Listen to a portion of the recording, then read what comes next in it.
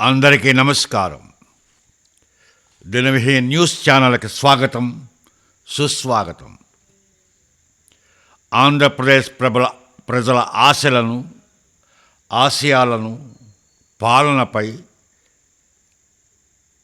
వివరణాత్మక విశ్లేషణ ఇవ్వడానికి ఈరోజు మీ ముందుకు వచ్చాను. సూపర్ 6 అంటూ ఆకాశమంత హామీలు గుప్పించి అధికారం దక్కించుకున్న కూటమి ప్రభుత్వానికి 19 నెలల కాలం పూర్తవుతోంది.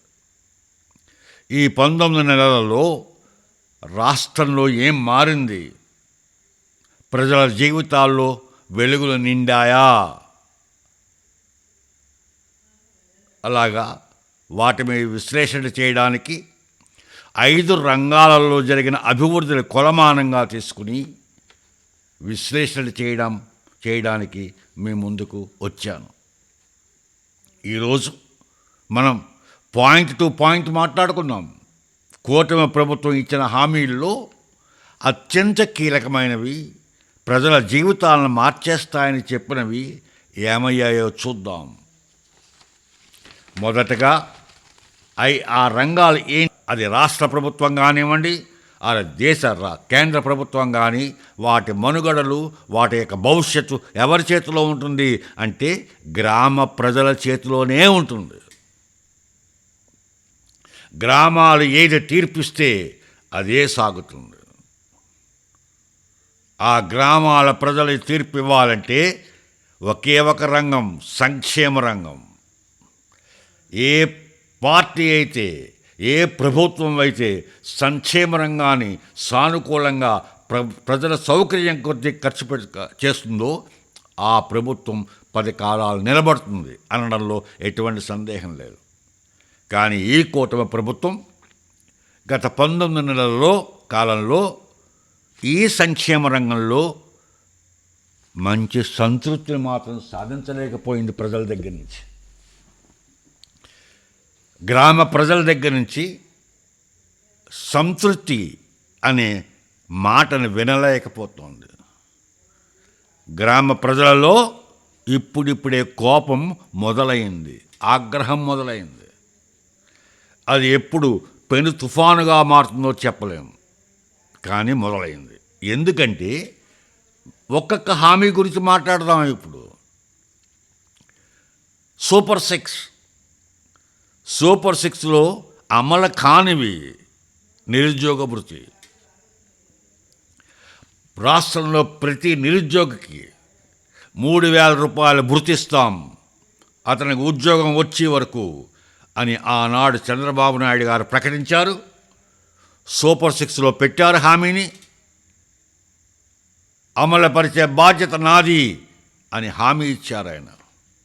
కానీ ఇప్పటికి 19 నెలలు అయింది. నిరుద్యోగ వృత్తి ఒక్క పైసా ఇవ్వలేదు. అంటే నిరుద్యోగులు 57,000 రూపాయలు నష్టపోయారు. ఆ 57,000 రూపాయలు నిరుద్యోగ డబ్బు కాదు, అది ఆత్మగౌరవం. నిరుద్యోగుల యొక్క ఆత్మగౌరవాన్ని నష్టపోయారు ఈ 19 నెలల్లో. ఆ 3,000 రూపాయల భృతి వాళ్ళకి ఇచ్చినట్టయితే ఏవో కావలసిన ఉపయోగపడే కోర్సులు నేర్చుకుని ఉండేవారు, ఉద్యోగాలకు అప్లికేషన్ దరఖాస్తులు చేసి ఉండేవారు, ఆ దరఖాస్తులు ఫీజు పే చేసి ఉండేవారు. తల్లిదండ్రుల మీద ఆధారపడి ఆ దరఖాస్తు ఫీజులు తల్లిదండ్రుల దగ్గర నుంచి తీసుకునేవారు కాదు. కానీ ఏం జరిగింది? ఉద్యోగస్తులను నిలువుగా మోసం చేసిన వాళ్ళు అయ్యారు ఈ ప్రభుత్వం.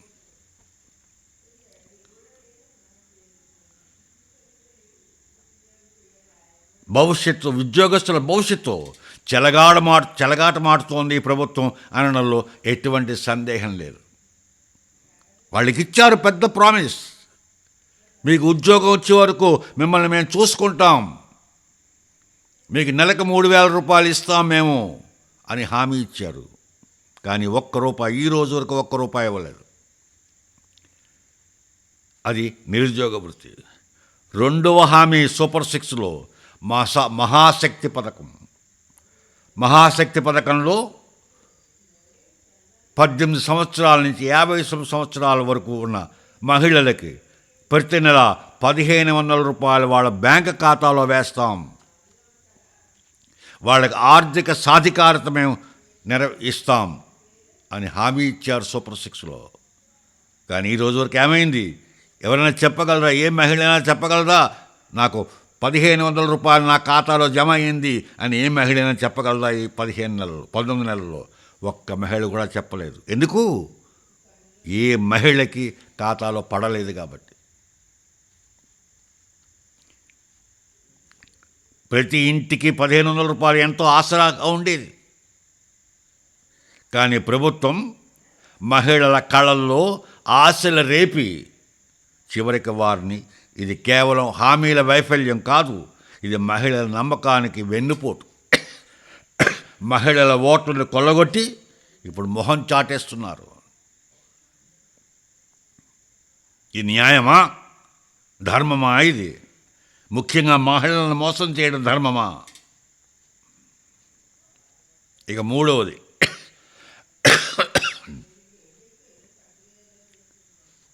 కొత్త పెన్షన్లు లేనే లేవు ఈ 19 నెలలు. ఈ 19 నెలలే కాదు, అప్పుడు జగన్ గారు ప్రభుత్వం ఉన్నప్పుడు ఒక 12 నెలలు, సంవత్సరం, ఇవి 19 నెలలు, మొత్తం 31 నెల. గత 31 నెలల నుంచి వృద్ధులకి, వికలాంగులకి, వితంతువులకి కొత్త పింఛన్లే ఇవ్వలేదు ఎవరికి. 4,000 రూపాయలు పింఛను పెంచాం మేము అని చెప్పుకునే పెద్దలు, మంచిది, 4,000 రూపాయలు పెంచారు, చాలా సంతోషం. వృద్ధులకి 4,000 రూపాయలు పింఛను ఇస్తున్నారు, దేశంలో ఎక్కడా ఇవ్వట్లేదు, అది చాలా సంతోషమైన వార్త. కానీ ఇప్పుడు 60 సంవత్సరాల నిండిన వృద్ధుల సంగతి ఏంటి? గత 31 నెలల్లో ఎంతమంది వృద్ధులు 60 సంవత్సరాలు నిండిన వాళ్ళు ఉన్నారు?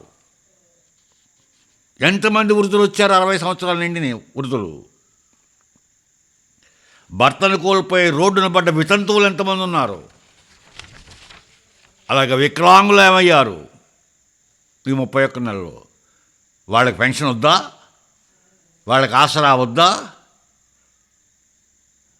వేల మంది అర్హులు దరఖాస్తు చేసుకుంటే ఈ మధ్యన ఎక్కడో విన్నాం, జిల్లాకి ఏదో 200 పెన్షన్లు మంజూరు చేస్తున్నారు అని. ఎంత గౌరవండి! జిల్లాకు 200? వినడానికి కూడా చాలా బాధగా ఉంది. 200 పింఛన్లు నెలకి, జిల్లాకి 200 పింఛన్లు మేము శాంక్షన్ చేస్తాం కొత్త వేండల్లో. ఎంతవరకు సమంజసం అది? గ్రామానికి ఒకటి కూడా రాదు. ఎవరికి ఇస్తారు మీరు పింఛన్లు? ప్రతి గ్రామంలో ఈ 31 నెలల్లో 60 సంవత్సరాల నిండిన వృద్ధులు దగ్గర 20-25 మంది, 30 మంది ఉన్నారు. వితంతువులు 20-25 మంది ఉన్నారు. వికలాంగులు 10-15 మంది దాకా ఉన్నారు. అంటే వెరసి దగ్గర 55-60 మంది ఉన్నారు ఒక గ్రామంలో అర్హులు. మీరు ఒక్కరికి ఇస్తారా? మిగిలిన 59 మంది ఏమవ్వాలి? వాళ్ళ జీవితాలు ఏమవ్వాలి? చాలా అన్యాయం, చాలా అన్యాయం.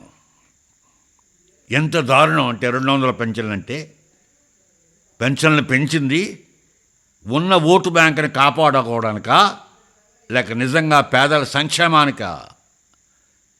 ఈ ప్రశ్నకు సమాధానం మీరు కంపల్సరిగా చెప్పాలి. ఇక గృహ నిర్మాణం ఎంత తక్కువ మాట్లాడితే అంత మంచిది. దీని గురించి 3 సెంట్లు భూమి ఇస్తాం, ఇళ్ల స్థలం లేని నిరుపేదలకి 3 సెంట్లు స్థలాలు ఇస్తాం అని ప్రకటించారు. 3 సెంట్లు కాదు కదా, 1/2 సెంటు కూడా ఇవ్వలేదు ఎవరికి ఈ 19 నెలల్లో. అలాగే ఇల్లు కట్టుకుంటా ఉన్న వాళ్ళకి ఒక్కళ్ళకు కూడా లోన్ శాంక్షన్ అవ్వలేదు ఈరోజు వరకు.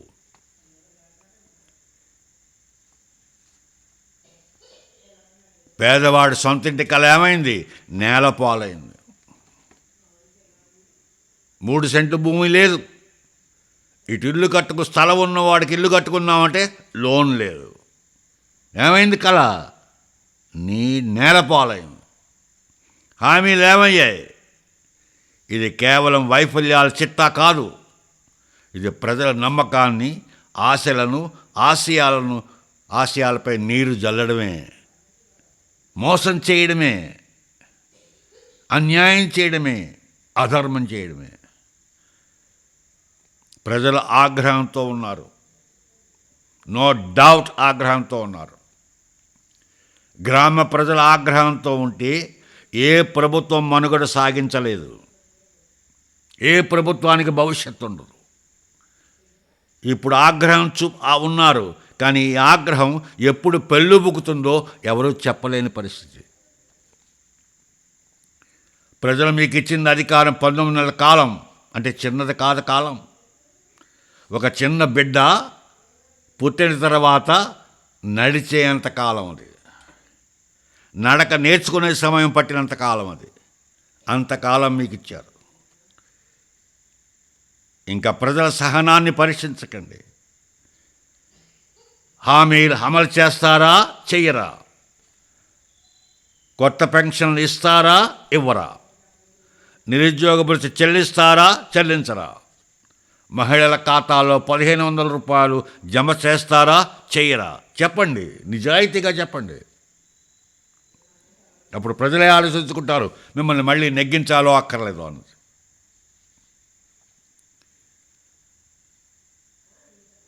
మీరు చెయ్యకపోతే, మీరు ఇచ్చిన హామీలు నిలబెట్టలేకపోతే మిమ్మల్ని చరిత్ర క్షమించదు, అలాగే ప్రజలు కూడా మిమ్మల్ని క్షమించరు.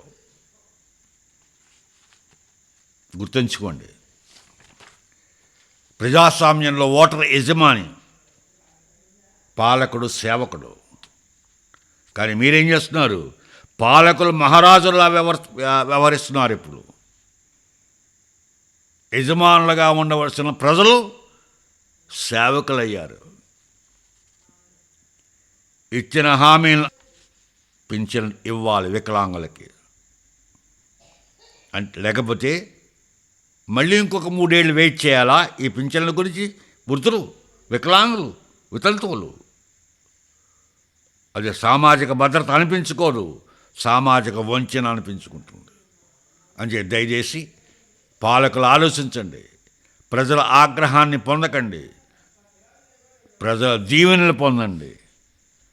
ప్రజల దీవెనలు పొందాలంటే మీరు ఇచ్చిన హామీలు ప్రతి ఒక్కటి నెరవేర్తించాలి, ప్రతి ఒక్కదాన్ని అమలుపరచాలి. అలా అమలుపరిచినప్పుడే ప్రజలు మిమ్మల్ని దీవిస్తారు, 10 కాలాలు మిమ్మల్ని అధికారంలో కూర్చోబెడతారు. అలా చేస్తారని, ప్రజల నుండి దీవెనలు పొందాలని నేను కోరుకుంటున్నాను, పొందుతారని ఆశపడుతున్నాను, ఆశిస్తున్నాను.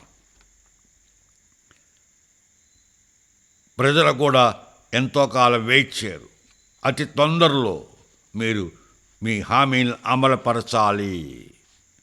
కొత్త సంవత్సరం మొదటి నెల ఆఖరి లోపలే మీరు హామీలు అమలుపరుస్తారని చెప్పి నేను అనుకుంటున్నాను, ఆశిస్తున్నాను. జై హింద్. ఇక ప్రతిరోజులాగే ఇప్పుడు కూడా ఒక ప్రశ్న. ఈ కూటమి ప్రభుత్వం కొత్త పింఛన్లు అర్హులైన అందరికీ ఇస్తుందా, ఇవ్వదా? సూపర్ 6లో ఇచ్చిన హామీలు అన్నిటినీ అమలుపరుస్తుందా, పరచదా? వీటికి మీ సమాధానం కామెంట్స్ రూపంలో తెలియపరచండి. అలాగే నా ఛానల్ని బెల్ ఐకాన్తో సబ్స్క్రైబ్ చేయమని కోరుతున్నాను. జై హింద్. ఆఖరణ ఇదివరకు చెప్పినట్టుగానే మన రాష్ట్రంలోని ప్రతి గ్రామంలో 13,500 గ్రామాల్లో యూట్యూబ్ ఛానల్ ఓపెన్ చేయండి. గ్రామ సమస్యల్ని ప్రభుత్వ దృష్టికి తీసుకెళ్ళడానికి ఇంతకు మించిన సాధన మరొకటి లేదు. అంచేత ప్రతి గ్రామంలో ఆ యువత యూట్యూబ్ ఛానల్ ఓపెన్ చేయండి. ఆ గ్రామ సమస్యలని వీడియో రూపంలో ప్రభుత్వ దృష్టికి తీసుకెళ్ళండి. అందరికీ నమస్కారం.